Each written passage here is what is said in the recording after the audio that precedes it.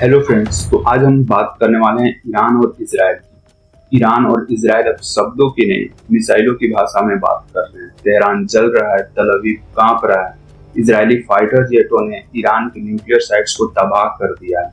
जवाबी कार्रवाई में ईरान ने इजराइल के सैन्य ठिकानों और नागरिक इलाकों को भी टारगेट किया है। अब तक इसमें 240 से ज्यादा लोगों की मरने की खबर है। साथ में 1100 से ज्यादा ईरानी टारगेट को इजराइल ने अब तक तबाह किया है। दुनिया की नजरें थमी है। भारत ने अपने लोगों को ईरान से एयरलिफ्ट किया है। अंतर्राष्ट्रीय एम्बेसीज जो है वो खाली हो रही है। क्रूड ऑयल के दाम आसमान छू रहे हैं और अब अमेरिका ने भी चेतावनी दी है कि वो ईरान पे हमला कर सकता है। पर इन सब के बीच कुछ सवाल उठते हैं कि अमेरिका को इस युद्ध से क्या लेना देना। इजराइल क्यों नहीं चाहता है कि ईरान एक न्यूक्लियर पावर बने? अगर ईरान न्यूक्लियर पावर बन जाता है तो ये दुनिया के लिए क्या खतरा हो सकता है? और क्या ये बस दो देशों का युद्ध है या तीसरे विश्व युद्ध की शुरुआत? तो हम इन सब विषयों पर ही बात करेंगे इस वीडियो में। चलिए शुरू करते हैं। लेकिन इससे पहले हम ये जानेंगे कि ये आग लगी कहां से। सब कुछ शुरू होता है मई 2025 में, जब इंटरनेशनल एटॉमिक एनर्जी एजेंसी ने ये रिपोर्ट जारी किया कि ईरान 60% एनरिच यूरेनियम तक पहुंच चुका है। यूरेनियम में U-235 एक आइसोटॉप होता है, वही जो न्यूक्लियर बम बनाने के काम आता है। नेचुरल यूरेनियम में ये 0.7% होता है। अगर ये देश इसे 3 से 5% तक रिफाइन करता है तो वो पावर प्लांट के इस्तेमाल के लिए करता है। 10 से 20% करता है तो वो मेडिकल रिसर्च के लिए करता है। पर जब ये 90% तक बढ़ जाए तो उसे वेपन ग्रेड यूरेनियम कहते हैं। और इसका मतलब है कि ईरान न्यूक्लियर बम बनाने के बहुत करीब। पर ईरान के न्यूक्लियर बम बनाने से इजराइल और अमेरिका को किस बात का डर? तो इजराइल को इस बात की चिंता है कि ईरान के जो सुप्रीम लीडर हैं उन्होंने कहा है कि इजराइल एक कैंसर की तरह है और इसे मिट जाना जरूरी। इजराइल एक छोटा सा देश है जिसकी चौड़ाई महज 135 किलोमीटर है। मतलब कि ईरान अपने यहाँ से अगर कोई बैलिस्टिक मिसाइल छोड़ता है तो उसको इजराइल तक पहुंचने में सिर्फ 8 से 9 मिनट का वक्त लगता है। मतलब आप सोच सकते हो कि इजराइल हर वक्त तबाही के 8 से 9 मिनट की दूरी पे रहता है। 8 से 9 मिनट की दूरी पे कभी भी उसके साथ कुछ भी हो सकता है। इजराइल इसलिए नहीं चाहता है कि ईरान एक न्यूक्लियर पावर बने। और इजराइल ने यह अटैक पहली बार नहीं किए। इसके पहले इराक न्यूक्लियर बम बनाने के बहुत करीब था। 1981 में इजराइल ने इराक के न्यूक्लियर रिएक्टर पर हमला किया। 2007 में सीरिया पर हमला किया था। पर सवाल अब भी है कि इससे अमेरिका को क्या लेना देना। इजराइल और ईरान लड़ रहे, उसमें अमेरिका क्यों बीच में आना चाहता है? तो जवाब है स्ट्रेट ऑफ हार्मोस। स्ट्रेट ऑफ हार्मोस एक संकीर्ण समुद्री रास्ता है जो दुनिया के 20% ऑयल ट्रेड को कंट्रोल करता है। अगर कल को ईरान न्यूक्लियर पावर बन जाता है तो ईरान इसको पूरी तरह से कंट्रोल कर सकता है। अगर ईरान इसे ब्लॉक करता है तो पूरी दुनिया का ऑयल सप्लाई रुक सकता है। पूरी दुनिया में रिसेशन आ सकता है, महंगाई आसमान छू सकता है। और अगर ईरान न्यूक्लियर पावर बन गया तो अमेरिका भी उसके सामने कुछ नहीं कर सकता। इसीलिए अमेरिका नहीं चाहता कि ईरान के हाथ न्यूक्लियर बॉम्ब लगे। पर आप सोचिए, क्या ईरान के पास अगर न्यूक्लियर बॉम्ब आ जाता है तो ये क्या सिर्फ ईरान तक ही सीमित रहे? यूएई के प्रिंस ने तो कहा है कि अगर ईरान के पास न्यूक्लियर बॉम्ब आता है तो उनको भी एक न्यूक्लियर बॉम्ब चाहिए, वो भी न्यूक्लियर बॉम्ब बनाने की तरफ जाएंगे।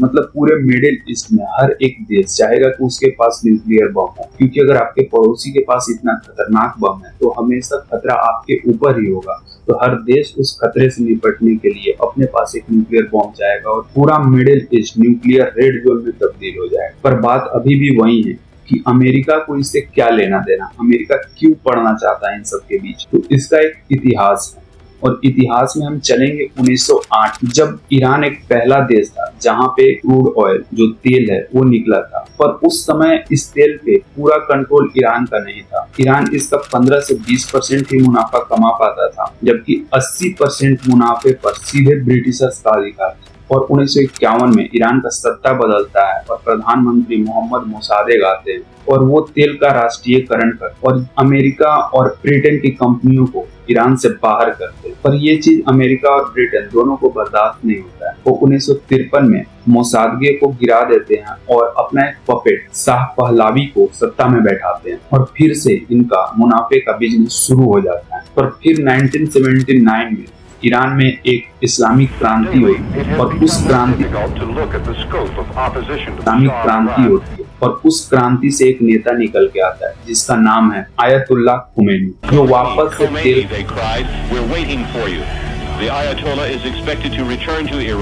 इसका नाम है आयतुल्लाह खुमैनी, जो वापस से तेल का नेशनलाइजेशन करता है और तब से अमेरिका और ईरान की दुश्मनी चालू हो जाती है। पर अमेरिका यहाँ रुका नहीं, वो ईरान का पड़ोसी मुल्क इराक को सपोर्ट करना शुरू कर देता है। 1980 में अमेरिका ने सद्दाम हुसैन को सपोर्ट किया, उसे हथियार दिए और ईरान से लड़वा दिए। ये युद्ध 8 से 9 साल तक चले और इसमें Iraqi leader Saddam Hussein is convinced that now is the time to strike, since Iran is still shaken by its Islamic revolution, and he expects victory within weeks. Instead, उसे हथियार दिए और ईरान से लड़वा दिए। ये युद्ध 8 से 9 साल तक चले और इसमें लगभग 5 लाख से ज्यादा लोग मारे जा चुके। ईरान और इराक दोनों देश बर्बाद हो गए, दोनों की अर्थव्यवस्था बर्बाद हो गई। पर ये अमेरिका के लिए सिर्फ युद्ध नहीं था, उसका हथियार बेचने का एक बिजनेस मॉडल था। अमेरिका हमेशा से ऐसा ही करते आया है, दो देशों को लड़वाता है और उनके बीच अपना हथियार बेच के फायदा कमाता है। पर इन सब में सवाल ये उठता है